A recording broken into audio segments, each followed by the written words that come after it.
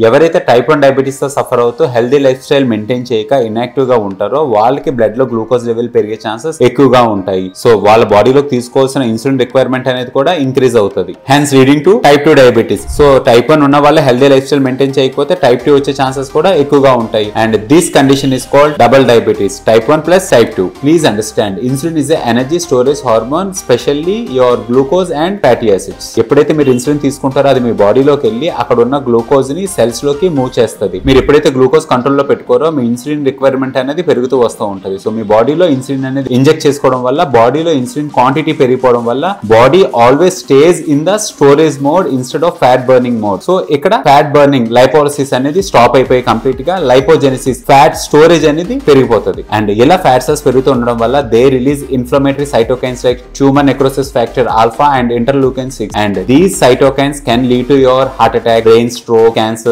Etcetera. So ఎప్పుడు కూడా type 1 diabetes ఉన్న వాళ్ళు ఒక హెల్దీ లైఫ్ స్టైల్ మెయింటైన్ చేసుకుంటూ వెయిట్ ని కంట్రోల్ లో పెట్టుకొని యాక్టివ్ గా ఉంటే వాళ్ళ ఇన్సులిన్ డోసేజ్ అనేది ఆప్టిమల్ పొజిషన్స్ లో ఉంటది. దీనివల్ల టైప్ 2 డయాబెటీస్ డెవలప్ అవ్వకుండా వాళ్ళకున్న టైప్ 1 డయాబెటీస్ ని 100% కంట్రోల్ లో పెట్టుకోవచ్చు. ఎందుకంటే టైప్ 1 డయాబెటీస్ కి చాలా కాంప్లికేషన్స్ ఉంటాయి. అగైన్ ఆ పర్సన్ కి టైప్ 2 డయాబెటీస్ కూడా డెవలప్ అయింది అనుకోండి, your complication increases and it can ruin your life. Stay healthy.